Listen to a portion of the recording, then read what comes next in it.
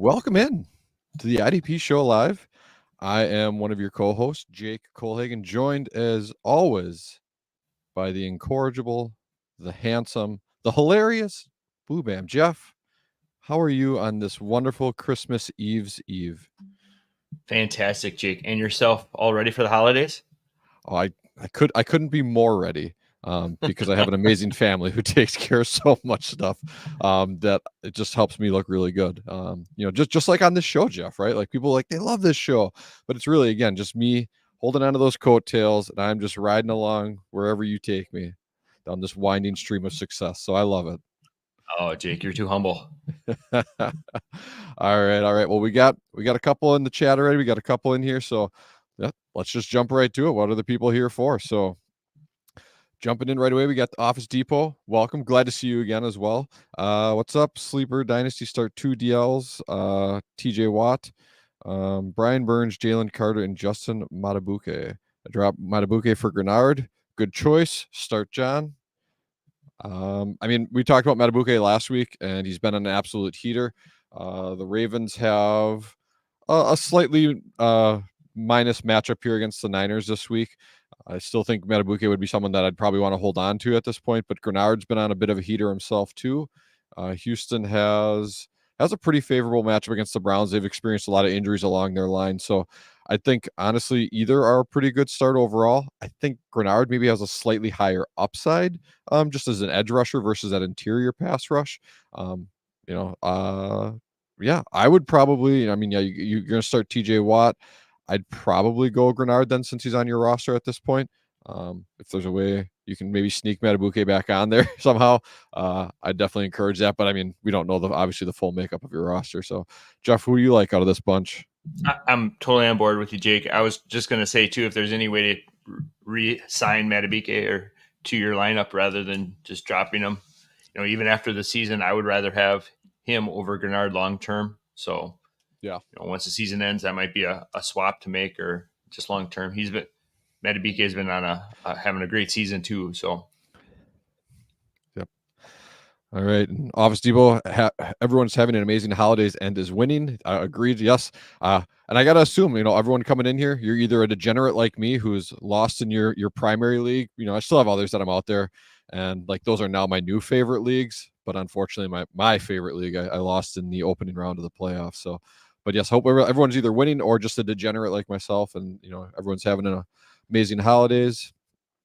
NFC South peasant, nice Office Depot. Chef Curry, Aziz Al-Shir, or Ivan Pace if Jordan Hicks is inactive. Good clarifier there. Jeff, you want to take this one? Yeah, Al-Shir is probably going to be the start one way or another. Ivan Pace popped up yesterday with a shoulder injury as well. So he's not only got the possibility of Hicks coming back, but he's also dealing with a little ding of his own. If Hicks is active, that's going to really throw a wrench in things. It's going to make both of them probably unstartable this week just because of the unknown. And this week, more than any, you can't take any risk in your lineup. So I think Al-Shir, who's been playing extremely, extremely well in his own right over the last several weeks, I think he gets the start for me regardless. Yep, I like that too, especially because you're really playing with fire in that Vikings defense, because they've really switched to a heavy dime personnel package.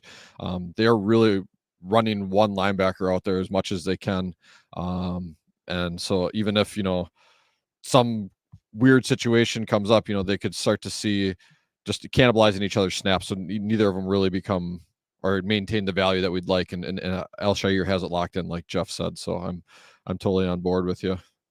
And Hicks is their guy. Like he was sending Pace and Brian Asamoah to the sidelines all season long before their injury, and so there's no reason to think that he wouldn't get his starting job back. So, right, and a shout out to Josh Metellus for what he's done as that third safety to give that Vikings defense the confidence to run it out like that. So, good friend of the show, Eric Harms, coming in. Merry Christmas, everyone. Thank you, Eric. Appreciate that.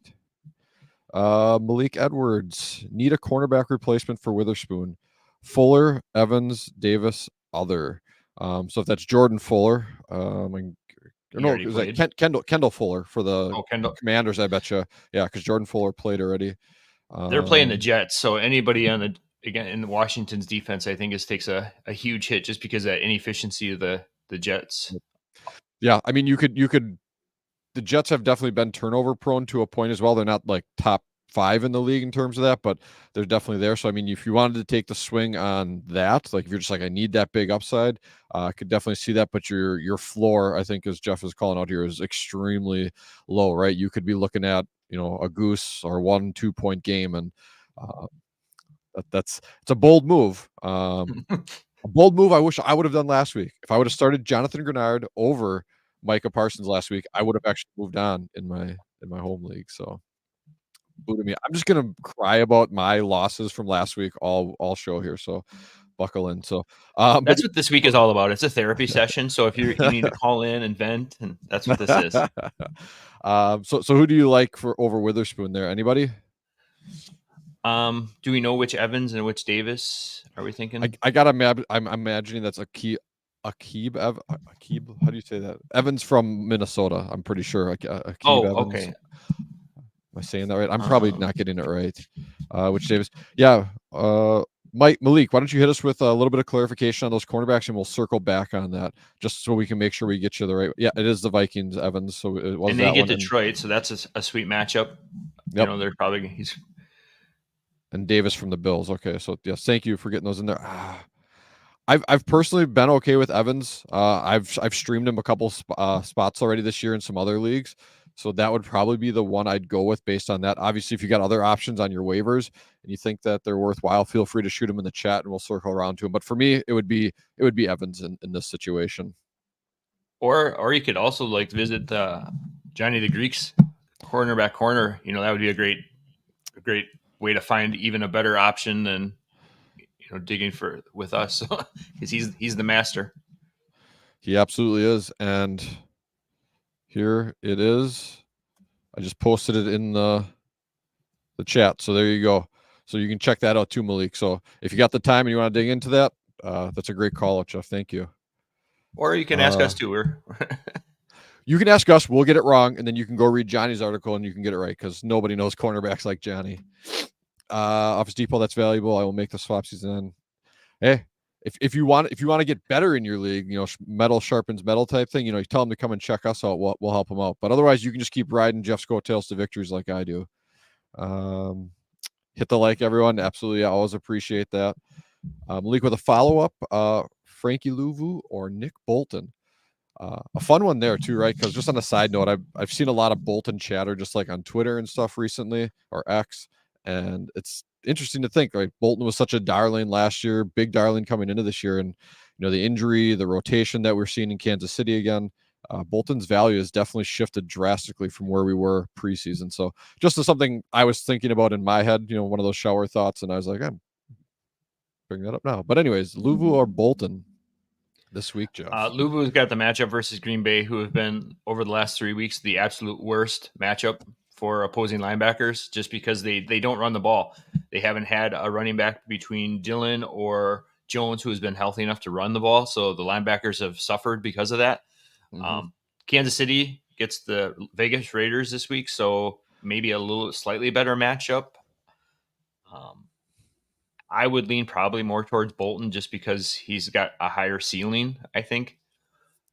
With Louvu, I think he's got probably a smaller gap between his ceiling and floor, probably a safer play, but I like the upside of Bolton here. I think the biggest thing that's happened with Louvu this year for me too is once Shaq Thompson got hurt, you saw a drastic shift in how many pass rush opportunities he got on a week-to-week basis, right? So he started off the year 8 and 13 pass rush attempts, and then basically after that it kind of levels off around 5 or 6 for the rest of the season. He had one spike week a few weeks back where he got 10 pass rush opportunities again, but that's really where Louvu. I mean, he was converted from an edge position, I do believe, earlier on in his career. Or kind of like that hybrid role and playing more in that inside off-ball linebacker. But he's just, with Shaq Thompson out and no one really capable of playing inside like that, and Louvu's kind of lost a lot of that upside, so because he had 4 sacks in the first 2 weeks and he's had 2 in the last 12. So I'm with you though. Bolton is I think the right call here. Chef says, thank you. You are welcome. Merry Christmas, happy holidays, and good luck this week. Thanks for tuning in. Does Quincy present more upside over Mosley? So is there drama in the inside linebacker room in New York? Um, more upside. At the beginning of the Quincy's year, I been think dealing you with an could have, injury all season, so yeah. At the beginning of the year, I felt like you could have made that argument. Quincy was playing crazy sideline to sideline, just making lots of plays. Whereas Mosley, I felt like was just pretty consistent week over week. Oh, look at this. This is my daughter just delivering breakfast live as I'm on air here. So thanks, where's mine? Markel. Oh, Jeff wants some eggs too. All right. Sorry about that, everybody. So for me, I don't see it. I like Mosley still. I totally get where some of that thought could come from though regarding Quincy, but at this point in the season, what we've seen, what we know, I would stick with Mosley, and he'd probably be pretty close to set it and forget it as much as you can be week over week. Well, these last 2 weeks of the year here. Yep, I agree, and I think some of the Jets' defensive woes have been kind of a trickle down effect of their offense. They just Yeah. don't see the teams like needing to score, so the volume of snaps isn't there. They're playing a lot because they're on the field a lot because of their offense, but they're just not seeing the volume of snaps that some teams are having to run against them to score or win. So they're in a lot of clock killing mode. Late third quarter, fourth quarter, instead of that fast paced tempo offense. So Right. Nope, I think it's a good call. It's a very unique game script that when each season we don't see teams or matchups like this consistently, and the Jets have been consistently bringing that just due to the unique situation of their team this year. Yep. So Malik was just calling out what we had there, and we got the article there for that, and you have the cornerback corner is nice. All right. Well, good call there. All right. Well, oh nope, I'm not scrolling fast enough. Gerald coming in with Ivan Pace questionable. Would you stick with him or go Chris Barnes or Boye Mafe? Let's see. Now I got to look at. I forget what time these games are, and they're all over the place now with this crazy weekend. So I don't know if Jeff something stands out to you, but I really want to see where we got these guys or these games taking place timing wise. yeah, it's tough not only with, like you said, Jake, with different times in a day, even like on a all Sunday slate of games where you have matchups. But now we've got multiple days. Our game slates extends today, tomorrow, into Monday. So right. not only are you dealing with that. So I'm looking at it here. So this might break out well for you, Gerald, at least how I see it. So Minnesota and Arizona are both Sunday games, but Minnesota is the noon and Arizona is the 3:25. So I think at this point, if Ivan is active and Jordan Hicks is inactive, you Pace is the guy you go with here. If Jordan Hicks is active, so you're checking that 90 minutes prior to kickoff, right? So you're looking at 10:30 on Sunday morning. If Hicks is active, you roll with Barnes then at that point, in my opinion. It's too risky between Pace and Hicks there. So you got a nice your roster broke out nicely here, in my opinion, and timing wise, due to this crazy schedule Jeff was just talking about. So hopefully that's how I would go through it. Jeff, I don't know if you have kind of a different way you'd want to look through that or think through that. No, I was thinking the same. Just the different style of play between Chris Barnes and Mafe too. Like Mafe's gonna be more like a high upside, dependent on that sack. That's true. Yeah. Whereas Barnes is probably going to be the only guy left standing in Arizona right now because they've lost literally everyone between White and Woods. Pape hasn't really stepped up yet, so Zaven Collins is going to come back from the edge and play crappy middle linebacker ball for them again. yeah, right. So, but yes, no, I think that's a great call out. So Mafe, Seattle, they got the Titans who are a little weaker there. So yeah, I think that's a good, if you're really looking for the safe play, or the better range of outcomes in terms of the floor, it's definitely Chris Barnes. Mafe, if you're in a matchup where, hey, this is a spot on my roster where I can inject some volatility and really shoot for that big upside. Mafe, I think, is definitely that, because he could get the big play, or you could even walk away with a 2-sack day potentially. Where Chris Barnes is, probably the guy he's probably going to give you 8 tackles, 8 to 10 tackles, and he might luck into a big play. I'm not a big believer in Chris Barnes' playmaking ability beyond just running into the ball carrier. All right. And then thank you, Gerald. Hopefully that helps you out. Malik agrees with us on Bolton. Well, that just means you're smart because you agree with Jeff. And so, all right. So we're sitting Dax Hill today for Pinnock. How do we feel about that? Pinnock's been playing well as of late. Dax Hill was a darling for me coming into the year, and he's had a strong season overall.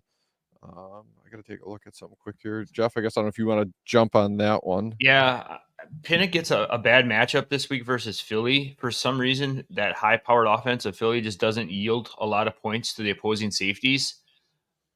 Hill gets Pittsburgh this week, which has been pretty decent over the last few weeks for opposing secondary players. But again, that was not Mason Rudolph-led offense, so that might be a variant on that as well. Yeah. They both been playing really, really well. I guess it's hard to say one is playing better than the other right now because they've both been great additions, midseason additions. So, right, yeah. For me, Dax Hill, I've just been impressed with his tackle floor for what he plays. And Pinnock's kind of the same, right? They're both more that deep safety type of look. They play a little bit in the slot, but really a little bit in the box. But it's really just that deep look, and they both have pretty consistent floors. I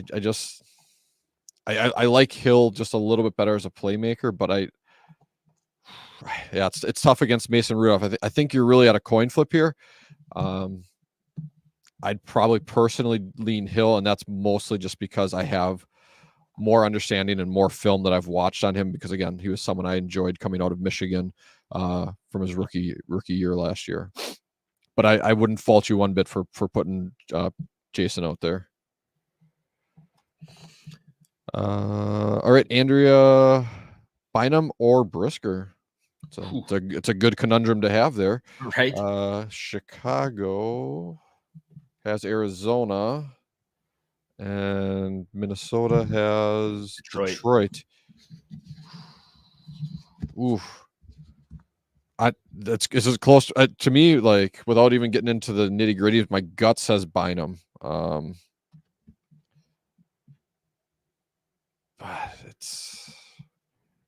It's I think it's Bynum for me. Chicago hasn't they've kind of been recommitted to DJ Moore mostly and sticking pretty close to the line of scrimmage overall. I mean, they've taken their shots where they have them. I'm not gonna overthink this. It's Bynum for me. Yeah, like you said, Jake, you can't go wrong either way. Brisker's had some monster games last week. He had a 40 burger about 2 weeks ago, which is tough to. 17 tackles, bro. Yeah, it was nuts. And shockingly, Arizona and Detroit are both decent matchup for opposing safeties. And so, like you said, you can't really go wrong either way. Yeah, I think you just go Bynum, especially with the uncertainty of Ivan Pace and Jordan Hicks right now.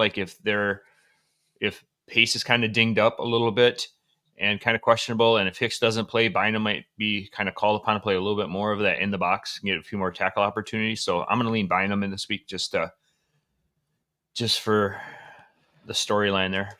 Yeah.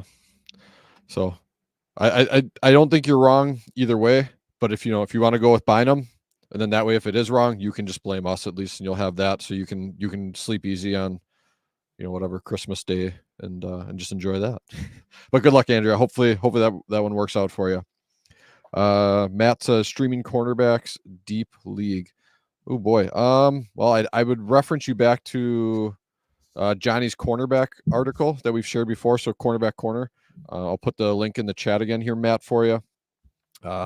Grab that article. That's going to give you way better detail than we could even here talking through it right now. So, and then it's all written down for you, and you can reference that and see what you got in your league for streaming options. So, hopefully that helps. If you got any questions within the article, though, that as you read it, Matt, or check it out, feel free to shoot the questions over, and we'll definitely dig into them for you. And I would good say luck any in your New York matchup. Giant this week playing Philadelphia would be a good option. Yeah. Or maybe even the inverse, though, too. I think that I don't know. I think the Giants are overall they tend to fare well or allow a lot of tackles to the cornerbacks. They play a lot of things short to the line of scrimmage. They play it safe with Tommy DeVito, and those are things where he's at least been able to be relatively competent. Last week was not a good week for him, but they've done enough to allow them to get catches or to attack short area throws, and then cornerbacks are just piling up tackles on that. So um, I'm actually semi interested in a lot of Philadelphia Eagles cornerbacks then, right? So Darius Slay, probably Slay actually. That might be it, and end it right there. So And then, just not to beat that anymore, but last week during the game, they were like, Bradbury had a horrible game, so he's probably not going to get a lot of runs. So you're kind of looking at maybe like a Bradley Robbie or Eli Ricks, so if you're looking, or even like Kylie Ringo, too, is an option. So I don't know how deep down the rabbit hole you're going with those, but those are some options there for you. But like Jake said, like Johnny's probably got you covered in that article more ways than one. So, yep. Then we got Hannah checking in. Hannah, good morning. Opponent is starting Montez Sweat. You got Mafe, but should I start Josh Allen instead? Ebukam and Van Ginkel on the waiver wire. Just a fun fact too.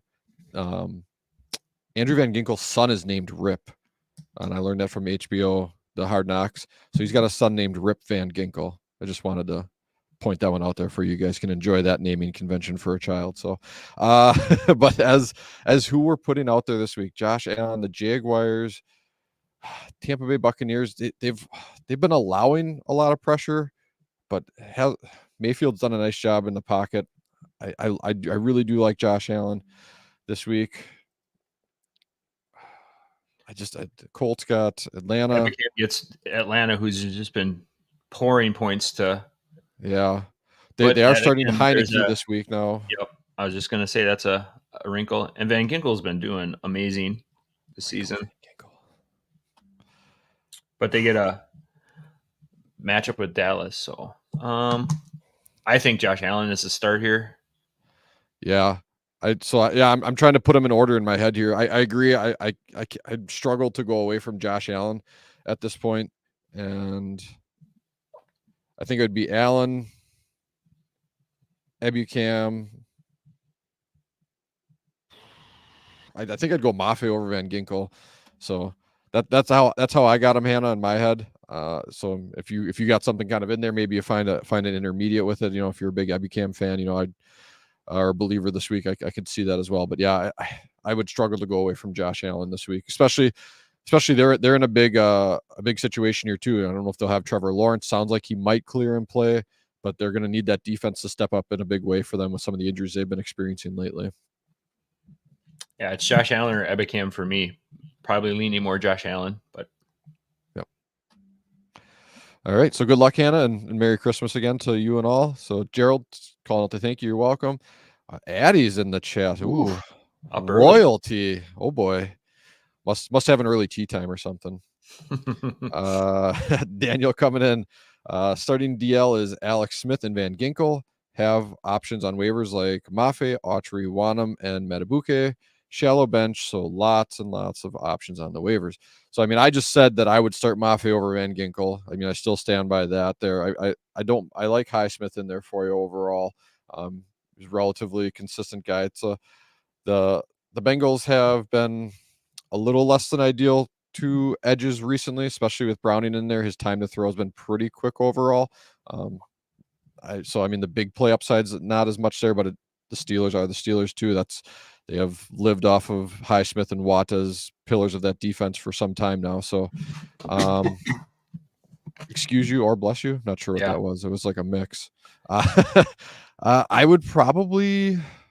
I'm just such a strong believer in Matabuke. Like that's tough for me to go away to not have him in there as an option. Either him or Wyndham, because he's been on a tear playing like Max Crosby type snaps. Like he's been 90% plus every week. Like he just plays a ton of snaps. They get Detroit this week, who's been a great matchup too. So yeah, I would go. Yeah, it would be Metabuke or Wanham. I don't know, like if you have anything particular there, but you could flip a coin. Honestly, at this point, I would probably lean. I'd probably lean Matabuke. Do you think that the Ravens, the offense, can score enough on San Francisco to make them throw more, or like? I'm just more worried about the one thing with that matchup that scares me is that San Francisco is literally one of the like historic most hyper efficient offenses that, like, yeah, they score a ton of points, but they run very few plays actually in comparison to that.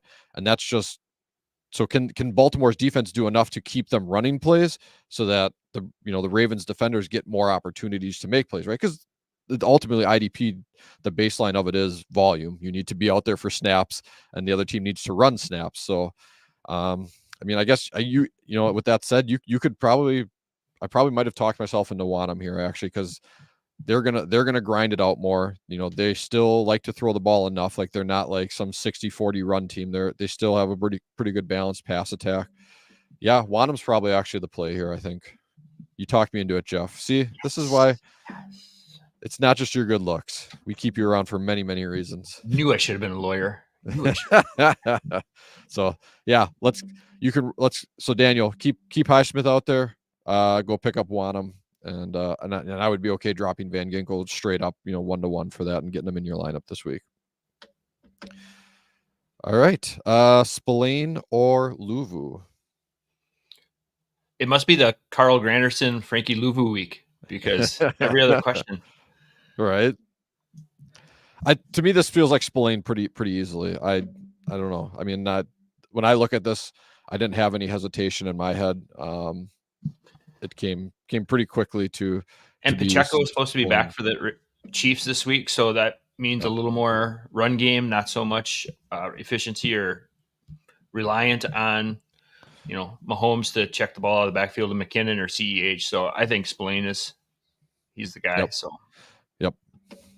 All right. And good luck. And I'm probably Adalutai. I probably murdered how I say that. So Big A, I'll call you. Good luck this week and Merry Christmas. So Addy coming in, pick 2 out of Kaliki Hudson off of a big week. Duke Riley, Jermaine Pratt, Juwan Bentley.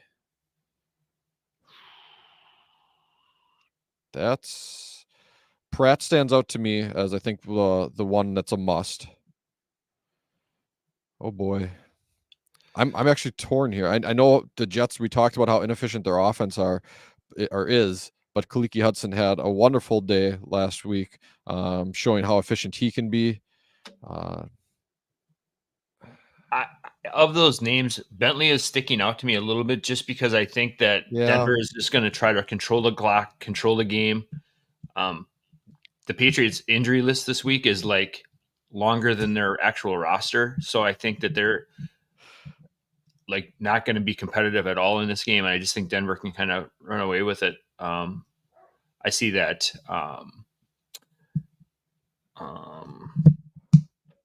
Jabril Peppers is out, who's been playing a lot of in the box snaps. Yep. So that might bode well for Bentley getting a few more opportunities to make tackles.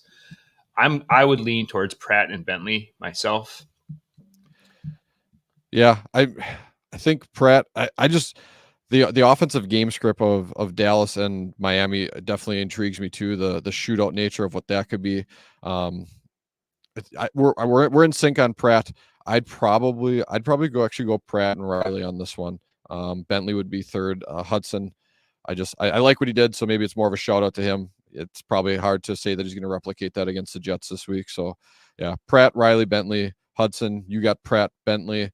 So probably settle in the middle and say Pratt, Bentley is probably the right play this week overall. So good luck, Addy.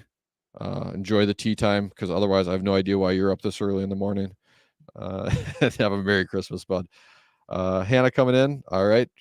Ooh, with my precious Antoine Winfield. I mean, not that we're surprised by Antoine Winfield's performance this year, but just love the guy, man. He came in, I think, kind of under the radar overall, because he bounced around a bit, between moving from the slot, from safety and so on over the last year or two, and just came in and just showed us why he is one of the elite IDP options out there. So, but should you pick up Bynum, Metellus, Bland, or a Miami DB like Holland, Ramsey, or Elliott? We Holland and Elliott. Now I got to check there because I know they were battling some injuries this week as well. So let me do that. And while I do that, Jeff, I don't know if any of them names stand out to you right away or if you have thoughts. For Bynum to be on the waivers is kind of a crime. So like he would be an easy pivot. Like if you were worried about Winfield playing and kind of think about timing of those games a little bit too. Tampa plays at 3:05 on Sunday and Minnesota plays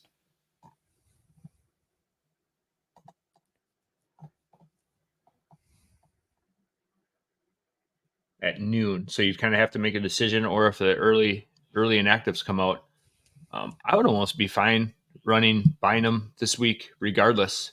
And that way you wouldn't have to take the question mark or late inactives.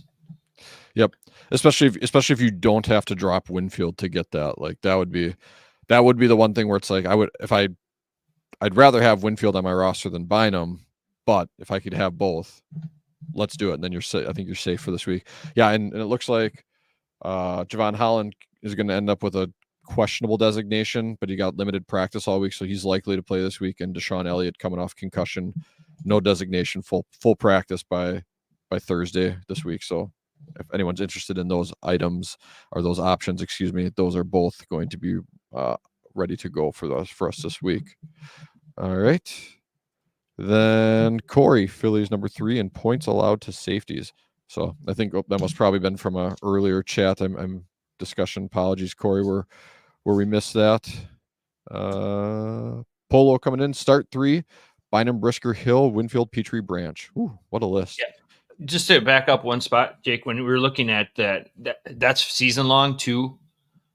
Phillies the third for season long, but a lot of it has to do with like what have they done recently. And so when we look at them over the last 3 weeks, they've allowed 3 average tackles to opposing safeties, which is at or near the bottom of the league. So they're a bottom like 6 or 7 team looking at recently, but over the course of the whole season, they are the number 3 team. And I don't think anyone would disagree that the Eagles offense looks very different now than it did week 1, week 2, week 3. So you're absolutely right, Corey. They are a top 3 team season long, but recently they are a bottom 3 team or bottom 5 team looking at it recently. So just kind of checking our boxes. Clarifying there. Yep. Yeah. All right. Back to Polo's question. A lot of names we've talked about here already. So I think just piggybacking off of Hannah's right, as long as Winfield's active, I think Winfield's locked into your lineup. And really at that point, it's probably Bynum, Brisker. Yep. I love Hill like we talked about, but Bynum and Brisker just offer too much upside, I think, and have shown too much already this year. Petrie was a great story last year. Branch, I love him too coming in this year. He's done a masterful job as a rookie, and I think he's got some great long-term IDP value, which is really saying something for a defensive back. But yeah, I think you got to start your studs here. If Winfield is out for whatever reason and you can make that pivot, it would probably be, I would probably go Hill slightly over Branch. So the problem with that though, Jake, is Hill plays today. Oh, so gosh, we talked about this. I forget that. Yeah. Yep. So I was just looking at that. So like if we say Winfield, Bynum, and Brisker, that eliminates Hill because he plays today. Yep. Petrie could be the pivot there. Nope, he's before Tampa Bay's at 3 o'clock. He's a noon game too. So yep. And then where's Detroit? I can't find Detroit on the list. I guess what's the severity of Winfield's? They're noon as well. Let's take a look quick.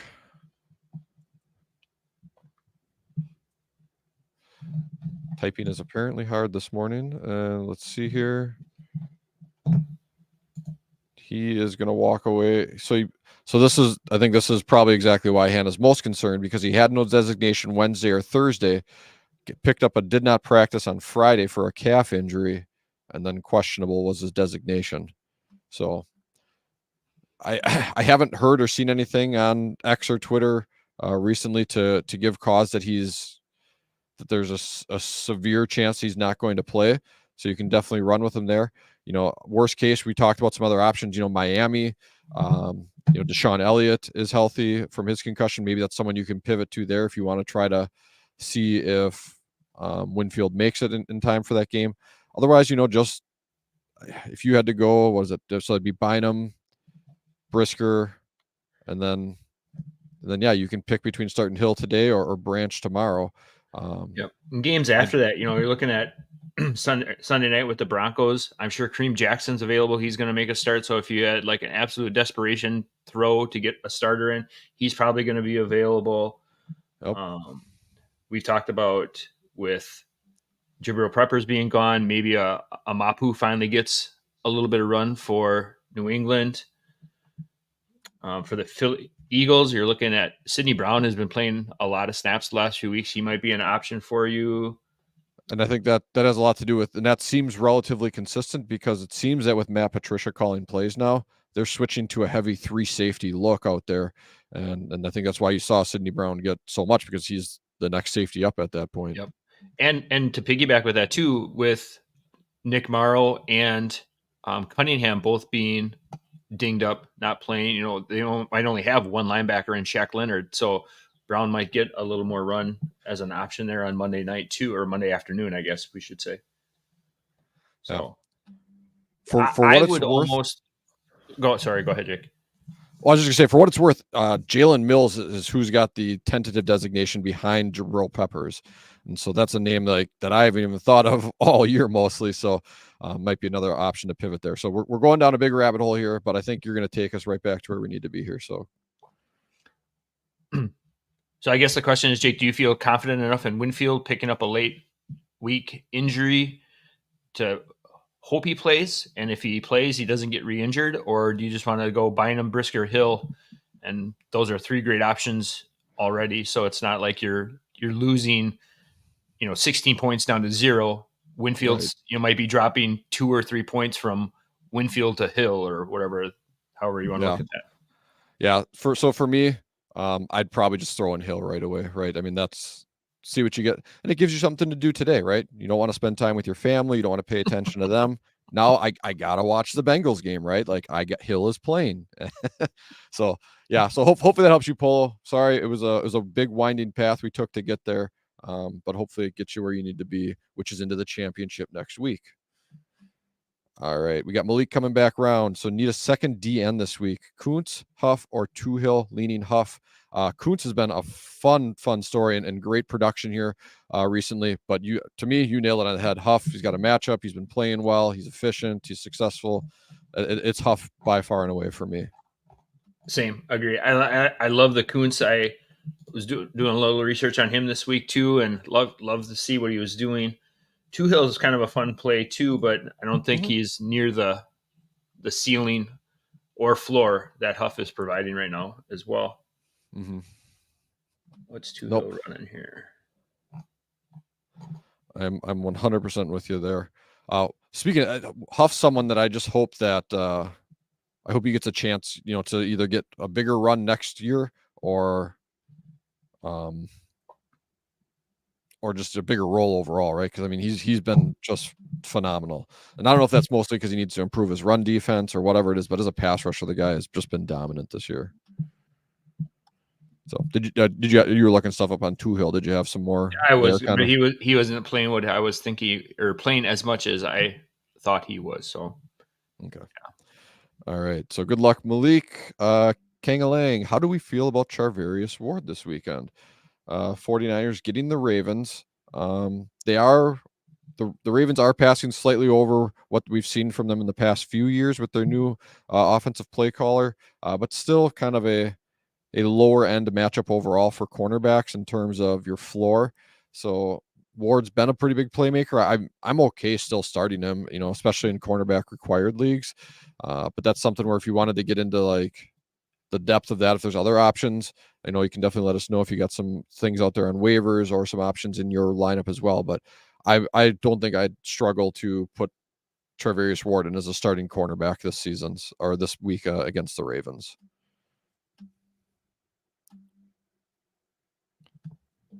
Jeff's oddly quiet, so that means he's just like, no, there was nothing. I don't even want to didn't know if talk there was about a what Jake's question or doing. yeah. Sorry, no, I just I didn't really feel like there was a question. Yeah, he's been playing amazing. He's probably going to be a Pro Bowler if they're not already busy in the Super Bowl that week. So, Jeff, we know why people come. It is for me to fill the dead space and for you to answer their questions. So get again, on this. stop. Malik, he is John Franklin Myers is out, right? I mean, right. So that just lowers the rotation. So I agree with you there. MDH coming in. How are you guys feeling about Grover Stewart in a DT required league? Grover Stewart had an amazing year last year, but he's come around to continue that success for the most part, at least when you talk about what he does on an NFL field. For IDP, I have to just double check a couple things quick, but he's been, I think, relatively strong too for the most part. His tackle floor isn't as great as we saw it last year. I mean, it's a little light from what I'd like to have in a DT required spot. I don't know if you have any other streaming options available from your waivers, but if that's the only thing you had to plug in there, the Falcons are, I'd say, a generally positive matchup for over the defensive line, but the interior specifically as well. So I wouldn't feel terrible about it, but I don't know if you can shoot us some options you might have available on your waivers. You can definitely talk through some of those, but I don't know, Jeff. Do you have any strong feelings about Grover Stewart this year or this No, week? and it's hard to like we're just talking about one guy in isolation. If there's something to compare him to or who's the pivot to go to, makes things a little bit better. Like there's definitely probably worse options out there than Grover Street, but just kind of in a standalone, it's kind of tough to say. Like, is he a better option than like you alluded to, Jake? The Falcons are a great matchup for opposing defensive lines, so he's in a good spot this week to produce if he's going to. Yep. So yeah, hopefully that helps you, MDH, or you have the confidence to put him in there. If you do, otherwise, like I said, feel free to shoot us some options in the chat, and we'll talk through them. Yeah, because I was just looking at the one thing I wanted to see is Stewart's, his win percentage or his win rate is down this year from what we saw last year too, right? And so that's kind of the upside portion of his game. Like he always had a really strong tackle floor last year, but he was able to deliver something in the pass rush game too, and that's where we really saw some great IDP value from him. In limited snaps this year, right? Because he's only taken 157 snaps. We're just not seeing that yet. So, and that's what gives me the pause, I guess, to say, just like you said, without talking about options, let's get Stewart out there. Excuse me. All right, Polo circling back with start three. I got Josie Jewell, Robert Spillane, Zaire Franklin, Bobby Okereke, Cody Barton, and Ivan Pace Jr. Spillane and Okereke pop off the page for me. Like I'm locking those two in. I don't know if there's any lock-ins for you right away. I was gonna take all three of those guys right there: Spillane, Franklin, and Okereke. So yep. Even though EJ Speed has been kind of dominating the Indianapolis linebacking core the last 2 weeks that he's played together, Franklin has done it all season long. There's no reason, and we've kind of already outlined the woes with Pace this week between the shoulder and then with Hicks possibly coming back. Cody Barton is, he's a guy, and Jewell has been probably the second or third wheel at linebacker in Denver. Like he's just not putting up the stats that Van Krinkle has been doing. So, or no, that's Singleton, right? That's Singleton. Yep. Yeah. Kringleton. So yeah. So Franklin would be my third. He's just not like his ceiling has come down. And I think we talked about this last week, 2 weeks ago, right? Where you asked like, what do we think of Speed and Franklin moving forward, right? I think that Franklin and Speed are both kind of those low end LB1s, high end LB2s, basically, maybe with Franklin just sitting a little bit in front of him, right? So Franklin definitely lost some of his ceiling with the play that Speed's put up lately, but I don't think it's enough to give us any sort of concern about having him in a starting lineup anywhere. All right, Robert coming through with Quinnen Williams or Jonathan Cooper. So Denver against the Patriots, the edge hasn't been a highly productive position for them overall, or for opponents, I should say. So, and against Washington, I guess if Brissett comes in, that definitely does hurt because Howell loves to hold on to the ball, which is part of the reason why defensive line players have had so much success against Washington. I mean, I know their offensive line play has not been good either, but the perfect storm or combination of a quarterback who's trying to always extend plays and offensive line that's not that great to start with has been IDP gold for us most of the year, for teams going up against the Commanders. So I'm probably going to plug in Quinnen Williams here pretty confidently over Jonathan Cooper, even though Cooper's had some big splash plays for us. I like what Quinnen Williams has as his body of work as well as what he's got this week. No, I'm with you. And just the uncertainty of what New England's going to put on the field this week. There's very a lot of questions there. And so there's a lot of uncertainty to know. So yeah, I'm with you on that. Quinnen Williams is the start here. So good luck with that, Robert. Thanks for the question. Ryan coming in, start one, D-line. Jermaine Johnson, Preston Smith, Van Ginkel. Who do you like here, Jeff? I like JJ. He's been my ride or die all season. Gets a great matchup versus Washington, like we just said. We got Sack Howell there. If he plays 3 quarters, there's a really good chance that Johnson is going to get a play. And then with who did the Jets just rule out too along the John Franklin Myers. Yeah, and so a little bit even more run there. So yeah, it's a pretty easy one for me. Even Preston Smith of the Green Bay Packers, Jeff. Yeah. Jeff's our local Green Bay Packers fans. I like some other options along the Packers defensive line. Kenny Clark is probably a little bit better play to make a snap here. Yeah, I do like that. That's look at that free advice. No one even asked it. We're telling you, start right. Defensive tackle Kenny Clark. Nope, I'm with you fully, and they're honestly probably in order there, even right if you had to do it. So yes, get JJ in there, Ryan, and good luck this week and happy holidays. Daniel saying thanks. You're welcome, Daniel. I've answered so many questions at this point. I don't remember what you asked, but hey, Merry Christmas to you, good sir. Ryan followed up with the secondary now. Defensive back start 2 of Hill, Metellus, or Blackman. Blackman's got to be locked in for me. I would probably lean Dax Hill. Metellus actually has slightly better alignment and utilization. So if when we're going off of those numbers and analytics, Metellus would probably get the nod. I've really appreciated what Dax Hill has been able to do in terms of his tackle floor and his playmaking too much that for me it would be a Blackman Hill start pretty easily. Totally on board. Blackman has been not only making tackles, but he's been making a lot of big splash plays. A pick, so like that's a huge feather for him. Definitely Blackman and Hill this week. So Good luck, Ryan. Yes. All right. Freezy F. Stingley Jr. of the amazing Houston Texans, or Kevin Byard. Anything stand out here for you? I feel like I got a pretty strong answer here, but I feel can Cleveland throw enough on Houston to make Stingley viable? And 40 Byard, plus in like their last 3 games, I think is the number. Yeah, with Flacco. But it's all been going to Njoku, so.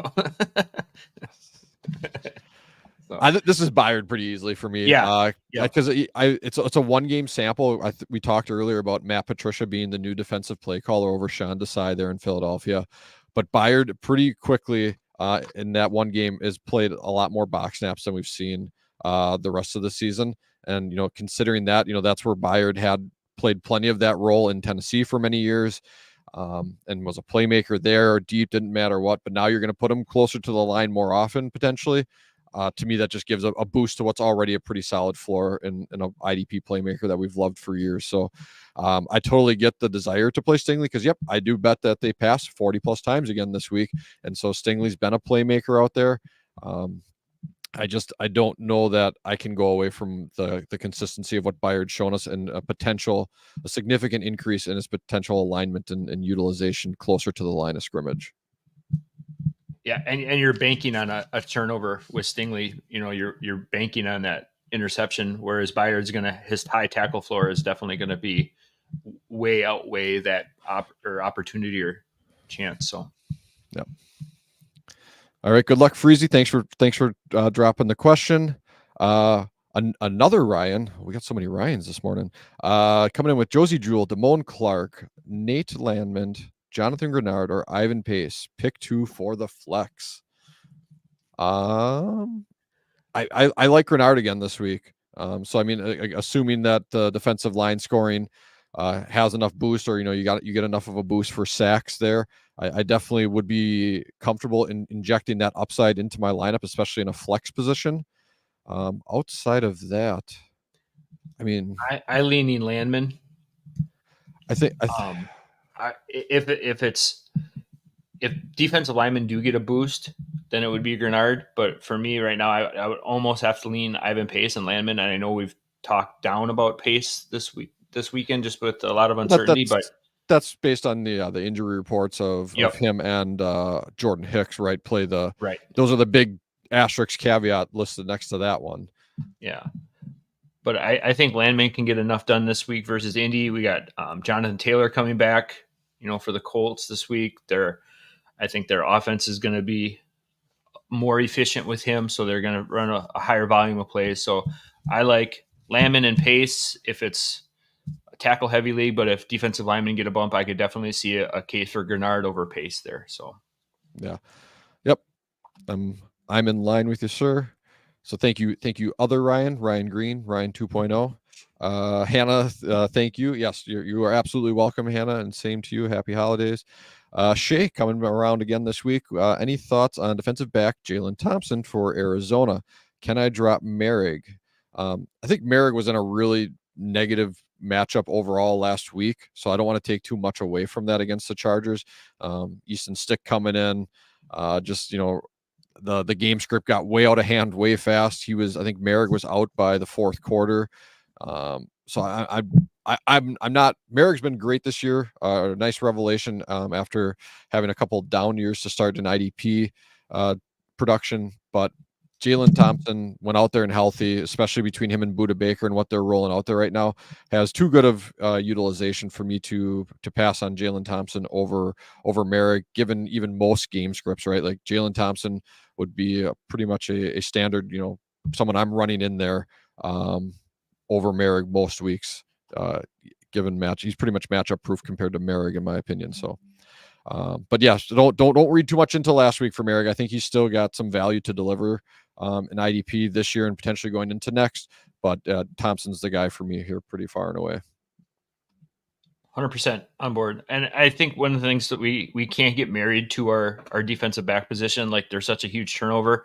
We just gotta, just be willing to turn that position over, because there's literally 4 or 5 on the field every single play in the NFL. So just the sheer volume of players, like we can't just get stuck hanging on to a guy. So, yep. All right. So good luck, Shay, and happy holidays. MDH. So he has Kenny Clark and currently wondering if he should pivot to Stewart or even Kinlaw at D tackle. I like the matchup for Kenny Clark too much this week, and he's been playing well the second half of the season. So Jeff, as a resident Packer fan, I know what I would do. What would you do?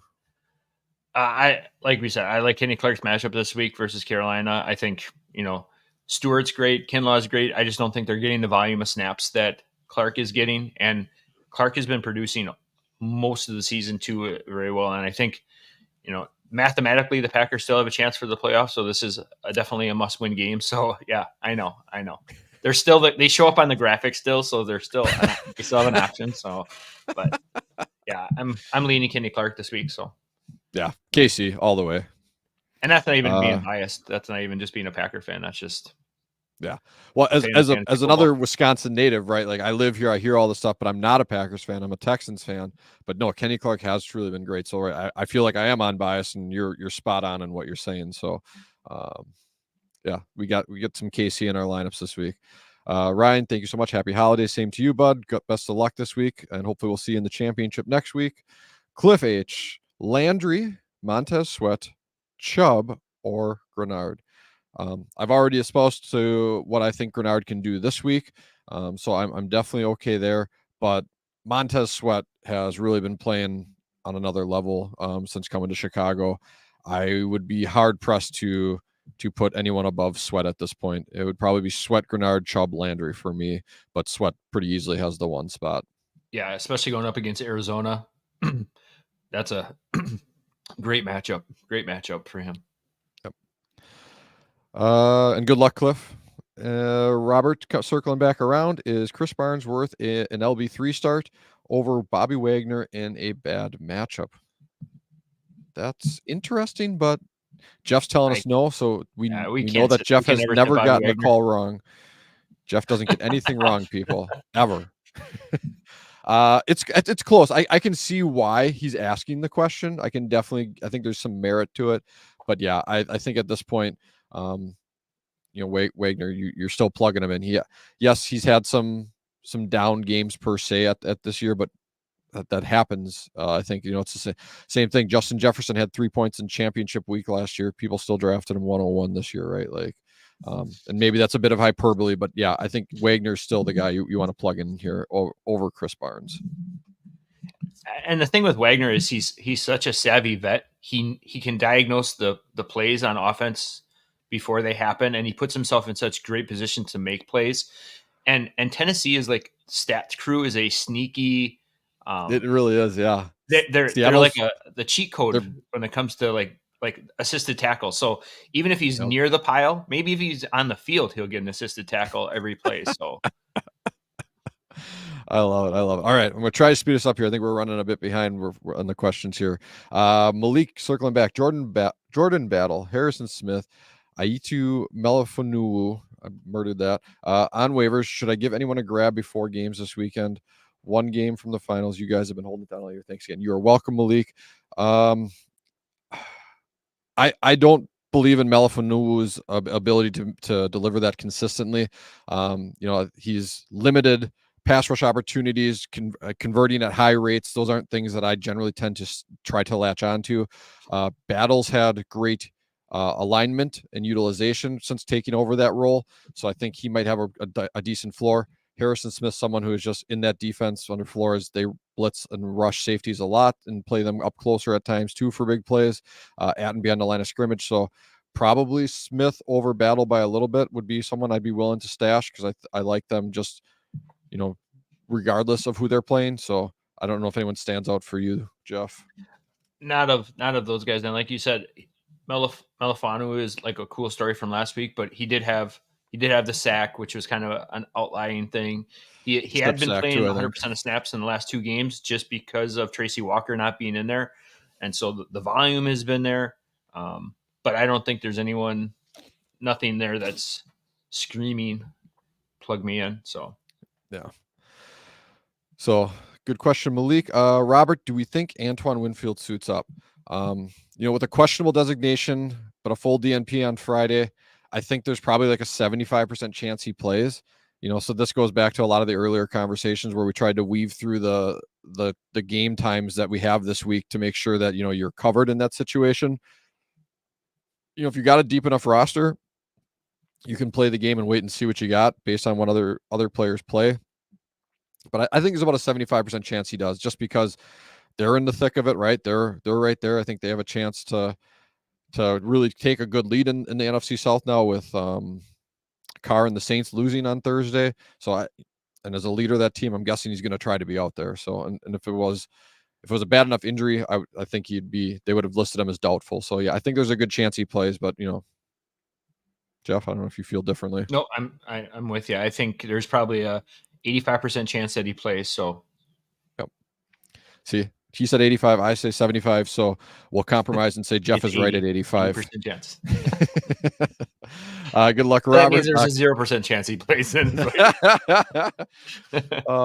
I'm right. You're right. That means we're both wrong. Cliff's wondering, Xavier McKinney, Dax Bynum, or Blankenship need upside. Thanks. Who does Philly's got? The Giants. So McKinney and Blankenship are playing each other. Yep. Dax Hill gets the Steelers and Bynum gets the Detroit Lions. Yeah. Reed's been awesome all year, but if you're really shooting for upside, like I'm actually thinking McKinney or Bynum are my upside bets. I'd probably is it at Detroit? No, it's at Minnesota. I'd go Bynum then. Goff hasn't necessarily struggled on the road, but that's where he played worse. So yeah, Bynum is, I think, pretty pretty confidently my upside play here. And not to beat a dead horse, but with Bynum probably playing that higher bred role of linebacker this week, if Pace is definitely dinged up or Hicks is coming off an injury, we got that narrative too to kind of consider. So Bynum definitely is in a great spot. Yep. All right. Good luck, Cliff. I'll see you next week when you're in the finals. Buster Brown, need help. DL, pick 2, Reddick, Gary, Grenard, Quinnen, Mafe, Derek Brown. It's a list there. He plays in a one-team league or what? This is outstanding. Holy cow. He listens to the IDP show probably. Right, clearly, yeah. Nailed every round. Yeah. Do you want to take a crack at this one right away, or? Wow. I just tossed you the hard one, so. Right. For me, I'm taking Mafe out right away. I'm going to take Brown out. Unless it's huge tackle bonus for defensive tackles or something. Yeah, Brown is out. And I'm a Brown lover and believer, so. Yep. Probably going to take Quinnen Williams out for that same reason, playing that interior, unless it's defensive tackle bonus. So it's really between Reddick, Gary, and Grenard for me. Grenard's been playing outstanding. We've seen him go on these sack streaks before. I'm probably going to go Grenard and Reddick this week. Yeah, Packers get Carolina, which is a decent matchup, but I mean, it really is. So to your math, right? I'm 100% with you to those top 3. It's Reddick, Gary, Grenard. Gosh, I just like that matchup against the Panthers. But then who do you sit? Because Reddick gets the Giants, who have been a great. Too. Yeah, they've gotten a little healthier over the course of the year along their offensive line, but they still. Yeah, this is tough. This is a good one. I mean, when you got this much talent, it's hard. You know what? Yeah, I'm gonna go Grenard and Reddick. Yeah, I mean that's sorry, long pause to get to the same spot. So sorry. You look great defensive lineman room. Oh, you look perplexed. I was like, I really want to get Gary in there because we made the case for Kenny Clark to have a great week. So yeah, but what has Reddick done the last couple of weeks? Has he had? Well, you look that up. I'll jump through to the next one, so we just keep rolling a little bit. So Shannon is wondering: Jalen Warren, Garrett Wilson, or Ty Chandler in the flex.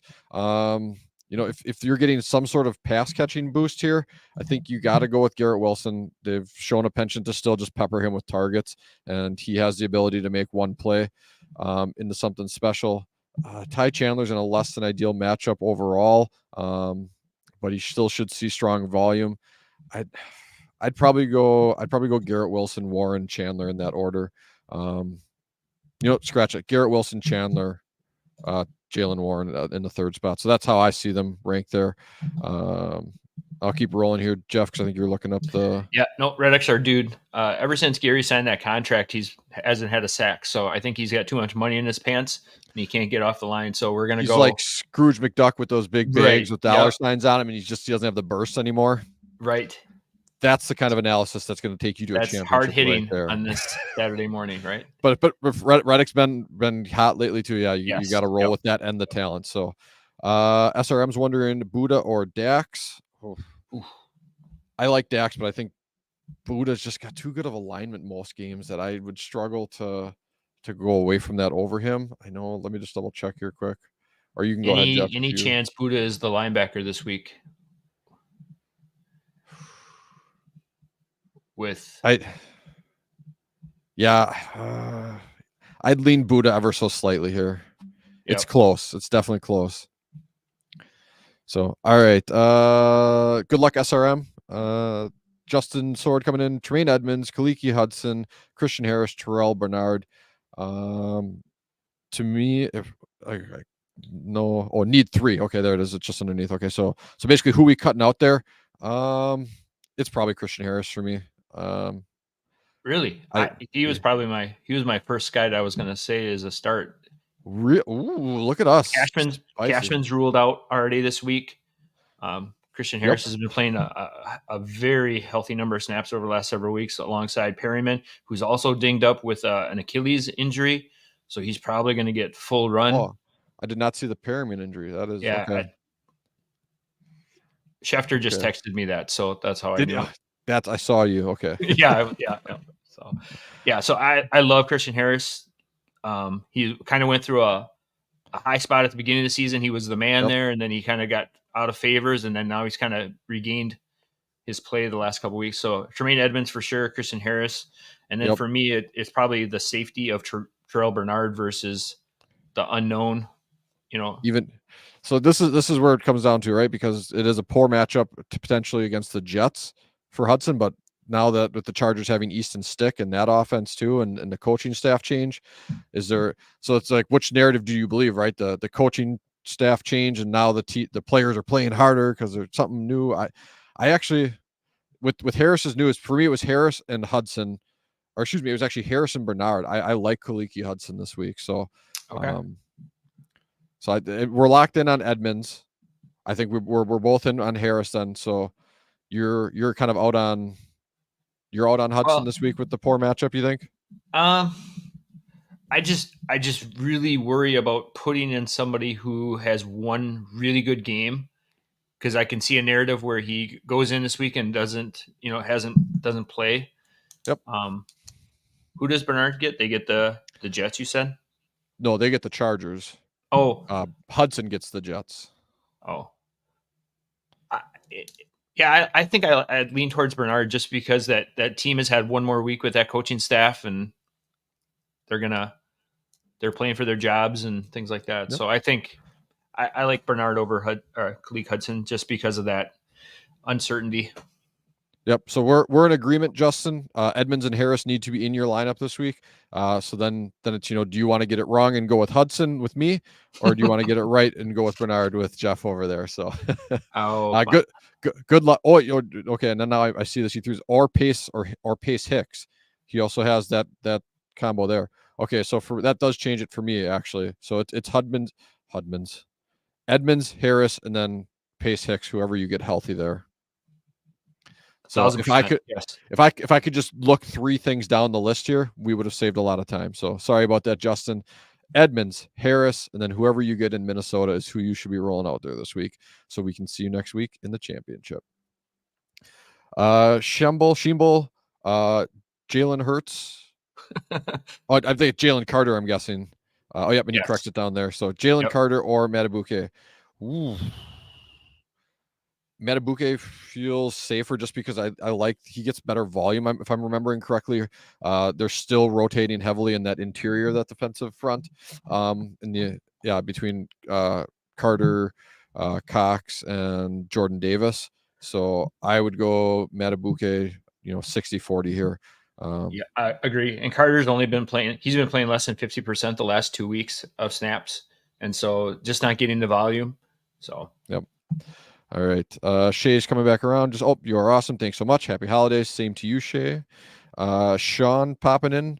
1 point solo tackles, half point, 10-point sack. So Bosa, Parsons, Trey Hendrickson, Foy Luacan, Grenard. What's the order? Need to start 3. That's big. That's big sack bonus. I mean, that's 49ers have the Ravens. Baltimore. I like Bosa still there. I know that, and people are always like the escapability of Lamar, but I quarterbacks who extend plays and you have elite pass rushers. I always like that combination for an elite pass rusher. So Bosa's locked in for me. Parsons is Miami. That's they're a timing offense. Can Dallas do enough to disrupt that? And Tua is going to hold on to it. So, yeah. They've been a tough matchup for opposing defensive linemen all season, and Well, even worse than the last 3 weeks. So right, because that's what I'm saying, right? Like if you don't disrupt their timing, you're not good. You can get pressure, but you're not gonna get home to make the play that we need this week. So, Cincinnati. I'm struggling a little bit here. I don't know, Jeff, if anything pops to you. the 10-point sack is a huge thing. Kind of looking at Bosa for sure. I like Grenard's matchup this week. Yep. For me, then it comes down to Oluokun or Parsons. And like you said, I don't think that Miami's offense is going to hold on to the ball longer than it needs to. So I'm going to lean Bosa, Grenard, and Luakon here for me. Yep.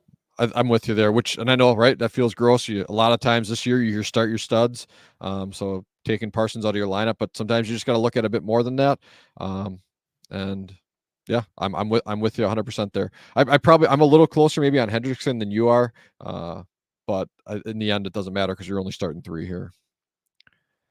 All right, start 3: Crosby, Parsons, Josh Allen, or Hendrickson. So some overlap there. I mean, Crosby has to be in, no question there. I like He's got Josh an injury Allen. designation though. Remember when he was doubtful 3 weeks ago and then played like 95% of the Yeah, snaps? his knee didn't practice on Friday, so I don't know. Unless he's got an out, a true out designation, he fooled me once. He fooled me once that, like I said, there was times where I was saying fade him because he was doubtful. But here's the thing that hurts real worse is he kicker. plays on Monday, so you're going to be exactly. Pay attention. So go out there, look, if you don't know, just Google Las Vegas Raiders injury report later today, and see what you can get there. So, because when does any of these other teams play today that he's worried about? Bengals play today, so you'd have to make a decision on Hendricks, and then so I guess Allen and Parsons. That's the real question, basically, right? Because then Parsons and Allen would be potentially in consideration. So are you willing to sit Hendrickson in chance for Crosby? Like, I mean, obviously waiver wires, right? Because I mean that's really what it boils down to, at least what I'm seeing. Because if you don't start Hendrickson today by 3:30, so if you can check to see if Crosby at least got a limited practice in or has at least a doubtful or questionable designation for the game, by 3:00 before the game starts at 3:30 today, that's what I would be looking for, Polo, like, because that's going to be the biggest determining factor. If he gets another DNP and then they throw, I mean, that's tough. What about something like this, Jake? What if you go roll out Allen and Parsons for sure, put Crosby in, and then pick up like Kuntz just in If case he's there, Crosby right. doesn't play, and then you can pivot to Kuntz for Crosby. I know there's a drop off there, but like the upside or ceiling of Crosby is like too much to risk not playing. So 100%. I like that strategy, Jeff. That's a great call out. So yeah, so Polo, see if you can get if Michael Kuntz of the Raiders is out there, and that would give you a potential pivot, right? So, and hopefully your league mates aren't listening now. They're going to go try and block you on that. So hurry up, get out there and beat them to the waiver wire. But good luck this week. You're welcome for the advice, and happy holidays to you as well. Frosty coming back in here from previous weeks. So we got sit 2, Pace Spillane, David, Barton, Bolton. I probably sitting Barton and Pace at this point. Yeah. Yeah, I'm with you. It's just these times are so tough. Like we got, usually on a week we're like worried about our noon games and our 3:00 games, but now we're worried about noon and 3:00 and 7:00 games across 3 days. So that makes it even a little bit more. For sure, Barton is a sit for me. Yes, and that's where Barton's the lowest of them in terms of talent and output. Pace is just the injury designation and concern agree. there. Yep. And because you got Robert Spillane, Levante David, and Nick Bolton, Spillane and David specifically, who are able to just have been on fire this year. Bolton is coming back another week healthy. So I mean that's just playing the certainties there for me. Good luck, Frosty, and happy holidays. Gerald, you are absolutely welcome. Very tackle focused. So does that change anything for you when going back to this? I missed that. It doesn't for me. I'm still comfortable with Spillane, David, and Bolton's tackle floor. A better bump to Spillane and David for being in. Yes. Yep. All right. Then Daniel coming in. How do we feel about Kyle Hamilton? Have Bynum on waivers. Also have Jermaine Johnson, Kenny Clark. Any of those over Alex Highsmith? Oh, I would go Jermaine Johnson over Highsmith this week. it's a great matchup, and he's just been playing lights out. We talked about John Franklin Myers being out. He's playing alongside some studs and Quinnen Williams, who we think is still good this week too. So, if anything, there just might not be enough sacks to go around for the New York Jets front front this week. So yeah, I would definitely be looking at Jermaine Johnson over Alex Highsmith. And how do we feel about Kyle Hamilton? I think he's had a This great week year or so long far. term, this week I really like him versus San Yeah. Francisco. I think they're a great matchup for him. Best matchup for opposing safeties. Like he's recently playing a and all lot of in the season. back snaps. No snaps. I need a few snaps. It's the holidays. Yeah, I mean, I'm comfortable with Hamilton over Bynum this week. I mean, to me, it literally feels like splitting hairs. Not that I understand what that's like, but so yeah, I and plus Hamilton is probably someone who has, if this is a dynasty type league or a keeper league in any way, Hamilton is going to have, I think, potentially longer term value than Bynum.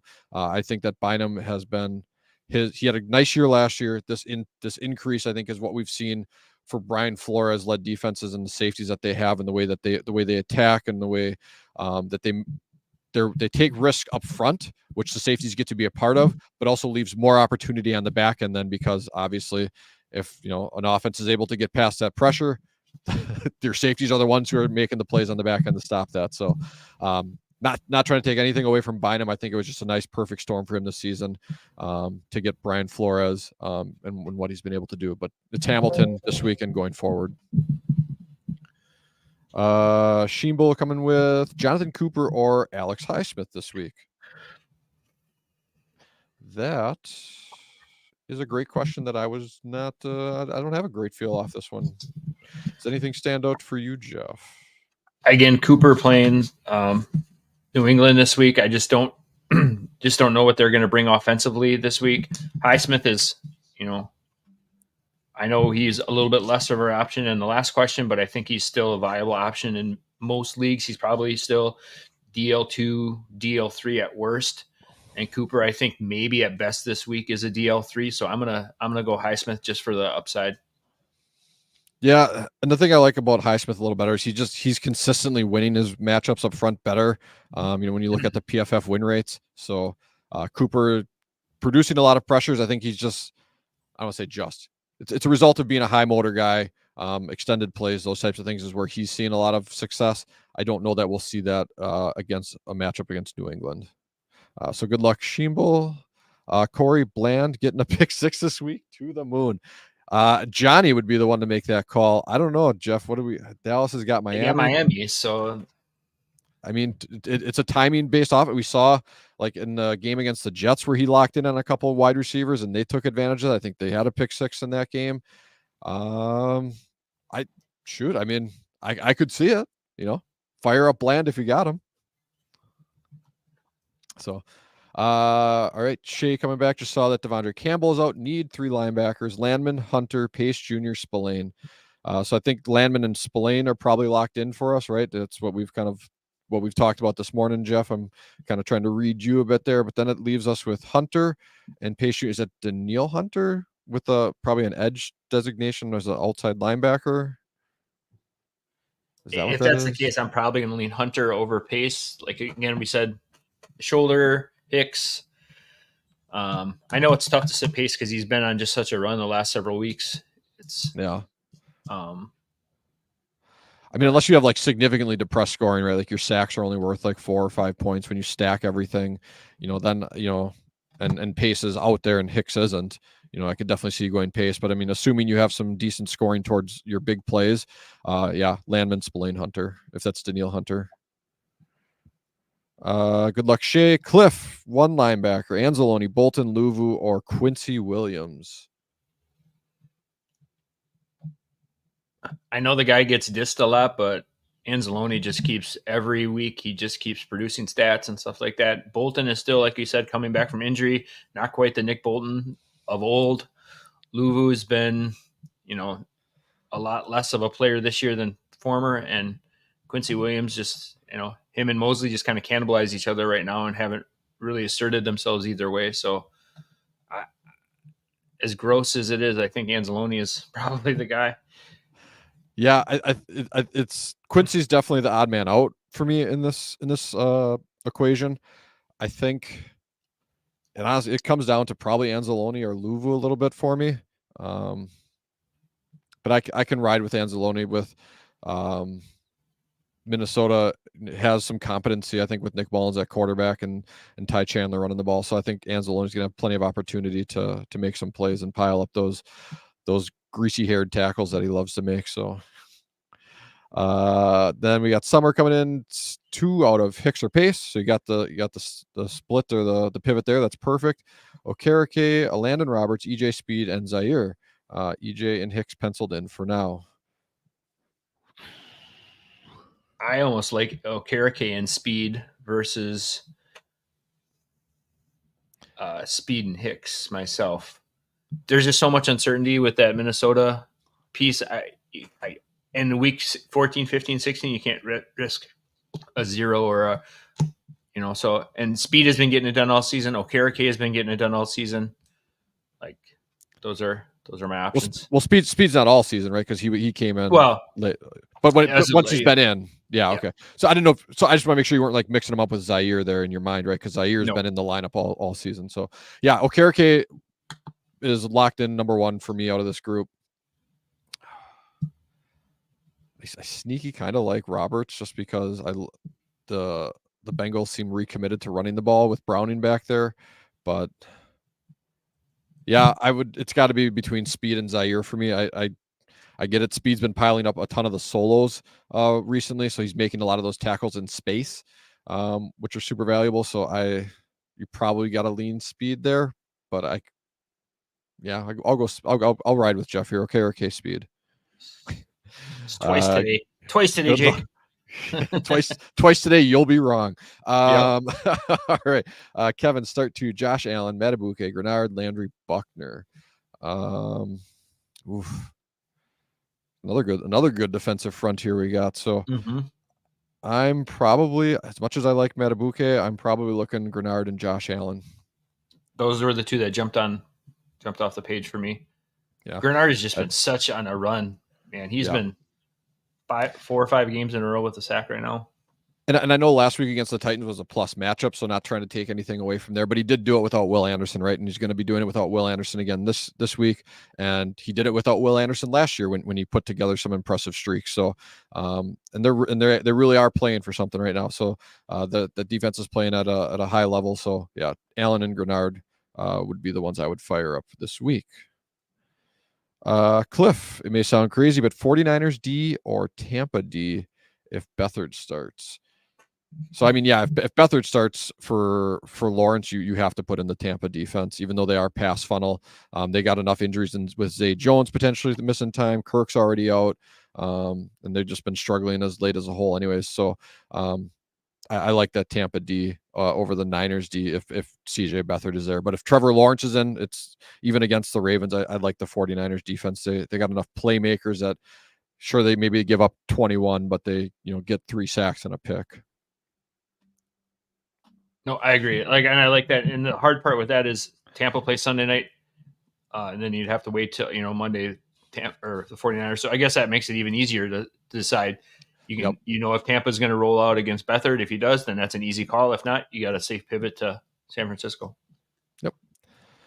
All right. Good luck, Cliff. Justin's wondering Perryman, Landman, or Morrow. So I'm guessing we're just picking one here. Probably I'm going to say Landman, Perryman if healthy, and then Morrow would be my ordering. Yep. I would go Landman, Morrow, Perryman, but Morrow's got an injury designation right now. Perryman's got an injury designation. Landman gets a nice matchup versus Colts. Might be seeing a lot of Jonathan Taylor in his near future. Yep. So good luck, Justin. Rich, pick 2, Logan Wilson, Aziz Al-Shaair, Robert Spillane, EJ Speed, Ivan Pace, concerned with Hicks being back. Rich, you're that's been the story of this morning, or one of the stories of this morning, so we're totally with you there. For me, that's I'd probably it's Spillane is one for me, and then it's Shaair or Speed. Who the Titans got? Seahawks. I'm gonna go Shaair here. I like Speed too, but I'm gonna lean Shaair just ever so slightly over Speed, mostly just because I like what Shire brings in plays behind the line of scrimmage and sacks and tackles for loss. I think he just gets a little bit more activity there. So I don't know if those are more run blitz type looks. Not it's more gut feel at this point. But like I said, Spillane for sure at 1, Shire number 2 for me, speed 3.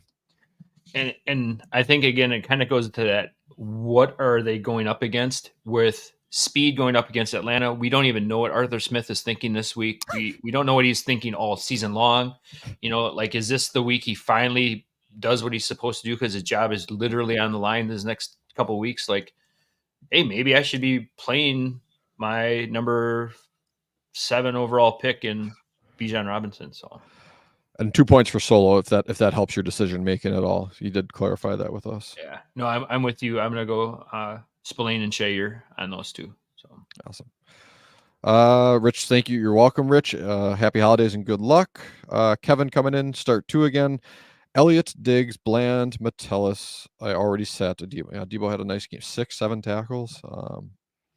Debo's had a nice season this year. Diggs, which Diggs? Quandre Diggs. Took me. I was like, Trayvon Diggs is hurt, but okay. So Quandre Diggs, I'm guessing of Seattle. Deron Bland, Josh Metellus, Deshaun Elliott. I got to look at the Miami report quick, but otherwise, Jeff, I don't know if you have any. I'm probably leaning Bland versus Miami. I think he's going to get a lot of tackle opportunity going up against either Hill and or Waddle. And then I'm going to lean Metellus there. I think Diggs going up against Tennessee doesn't really excite me too much as far as the passing offense. And Elliott has been kind of like hot and cold. He's been coming off an injury, so there's a lot of uncertainty there. So I'm leaning Bland and Metellus there for me. So.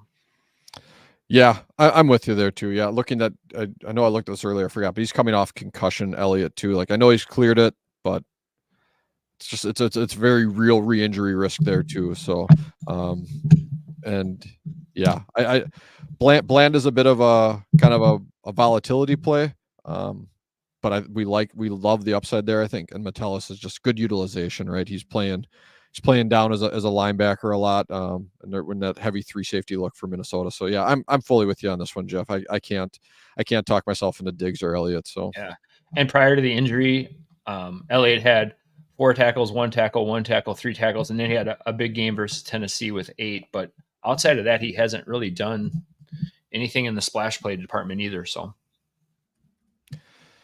All right, then Justin, Perryman, Landman, or Morrow. Loving all the best ball leagues you guys fired up. Merry Christmas and Happy New Year. Same to you, Justin, to you and your family and friends.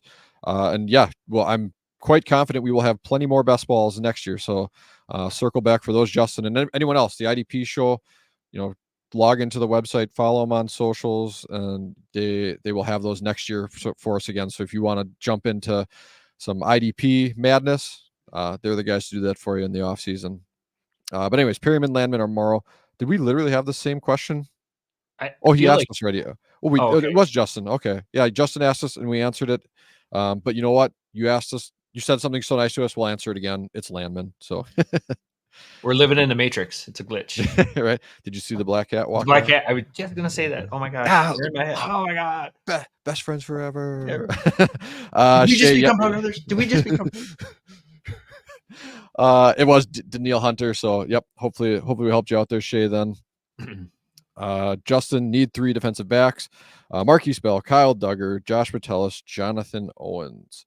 We got a Green Bay Packer in here, so I feel like I have to let you answer first, Jeff. Otherwise, we need 3 of these, so we're looking at the one we're not starting. I really like Kyle Duggar this week with Peppers out. I already like to confess my love for Josh Metellus this week. Marquise Bell has been a cool story, but just hasn't been doing a lot with it lately. It's so 100%. So I'm going to jump in here because it's like he just gives you tackles. Like that's it. He does nothing, and they're not tackles for loss. Like I think he had a forced fumble or a fumble recovery a couple of weeks ago.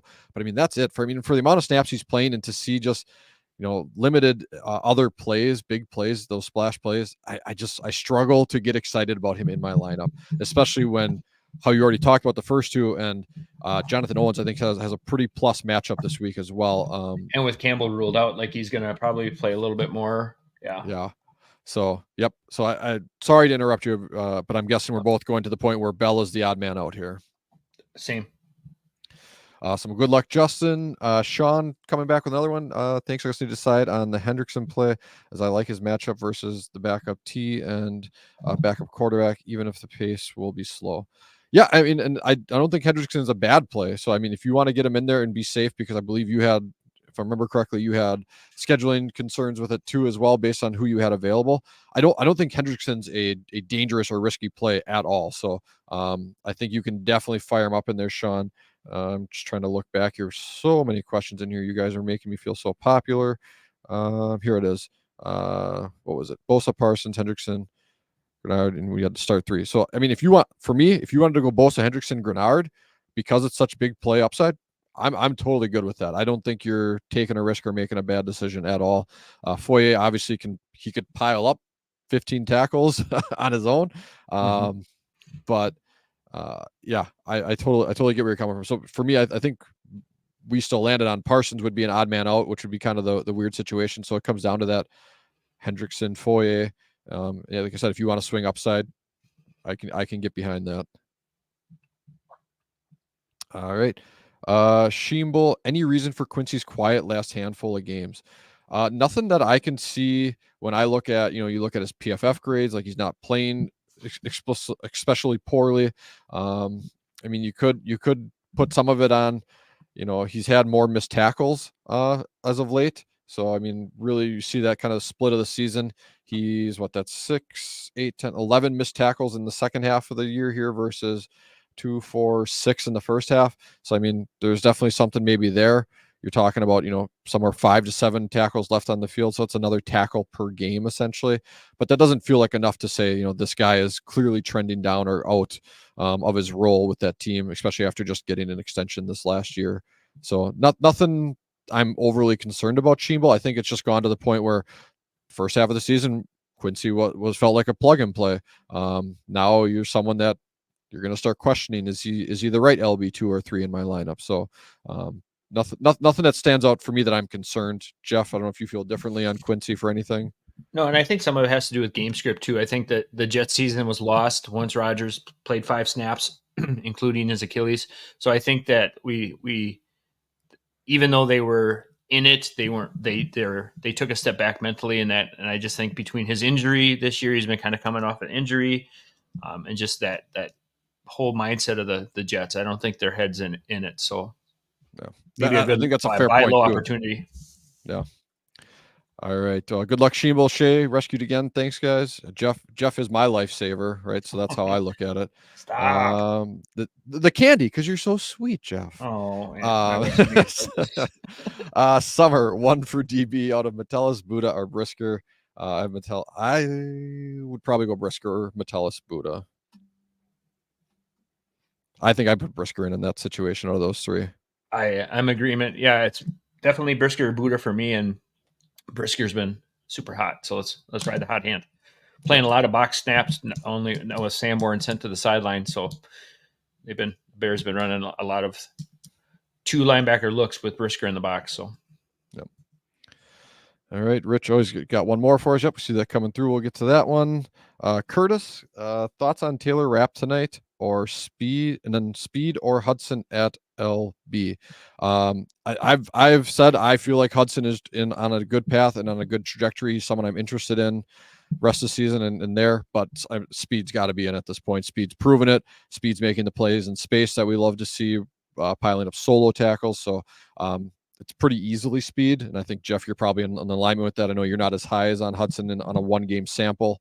So then Taylor Rapp tonight for is that the Bills? Yep. Game against the Chargers. I gotta look and see his usage. I actually had Rapp. I had him as a write up this week in my ads, just because with Micah Hyde going on probably IR, Rapp saw 100% of snaps last week, and he did really well with that. The only question, is going up against the Chargers, and I don't think the Chargers have a very sustainable offense to do anything. We saw it last week with Stick. So don't know who your pivoting or your options are, but yeah, I think he's as far as any full-time safety goes, he's good for that. The fact that he is filling in for Hyde and taking more of that deep role and less of that box role where we saw Poyer taking a few more of those snaps this year than we have in the past few years. And Easton Stick, they don't have Mike Williams. Quentin Johnson's showing a little bit more, but whatever. Like, they're likely to be at or around the line of scrimmage. Rapp's likely to have limited involvement from that. I think his floor is definitely lowered, but he's a full-time safety, like Jeff said. So, I mean, if that's your safety 3, that's a very fair position for him to be in, right? Like, I definitely don't think you should be considering upside for him, right? Like, I would lower your expectations on Rapp's output, but not be scared of it. This is kind of where I land. Keenan Allen's already been ruled out too, so there, right? So yeah, you're ugly, all right. ugly offense. Buster, we got another one for you coming in. Mosley, Okereke, or Wagner? Okereke is one for me for sure. I can't never sit Wagner. If he's playing, he's on the field. Like, Mosley's been a great linebacker too, but he's just been so inconsistent this year, and he's had like 3 or 4 stinkers in a row. Kind of goes back to that question we had earlier about Quincy Williams. I think some of that's kind of that same mentality. And Wagner's he's a professional. You gotta roll him out. He's on the Mount Rushmore linebackers. Yep. Then Rich, his was pick 4. So Roquan, Tremaine Edmonds, Devin Lloyd, Logan Wilson, JOK Speed. So we're looking at sitting 2. So JOK.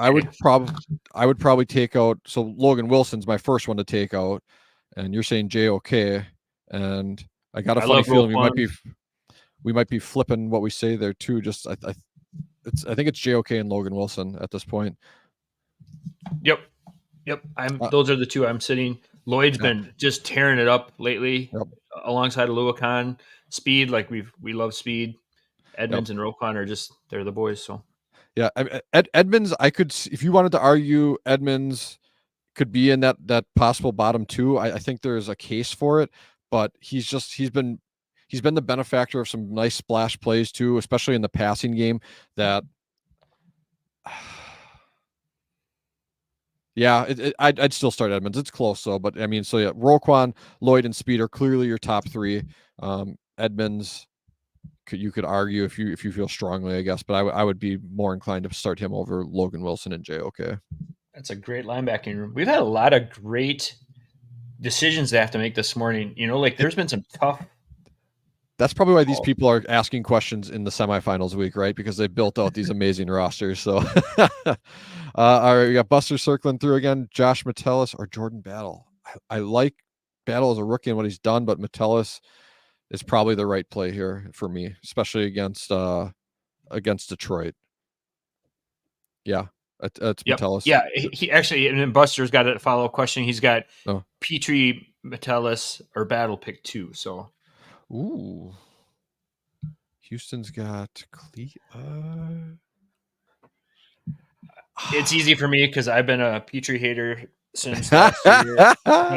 Not just because he's your boy, Jake, but just because those high-end D-backs from the previous year never repeat the following year, and Metellus is doing it all year. Like we said, Battle's got positional spots going. He's like in the sweet spot for tackles. Yep. Yeah, Metellus locked in. Battle's probably the right play alignment-wise. There's just something in my gut. I'm a Texans fan, so take it with a grain of salt. I just feel like Petrie against the pass-heavy Browns and Joe Flacco, he's shown he's not afraid to try and put it in there and throw some interceptions either. I think he's got 5 over the last 2 weeks. There's just, I don't know. My gut's telling me Metellus Petrie, but the right answer is whatever Jeff says. So we know that's Metellus and Battle then. Obviously not in 3 of my leagues. It wasn't the right answer. So we got a couple of other questions on Twitter here, Jake. We've got, I'll read them off for you. Wannabe champ. Well, let's hopefully make that happen. He's got Myles Garrett in his defensive line position, Shire in his linebacking spot, and he has IDP flex DL linebacking flex spot. So we can go Josh Allen, EJ Speed, or Kendricks. I'm assuming that's Eric Kendricks of the Chargers. I gotta think so too.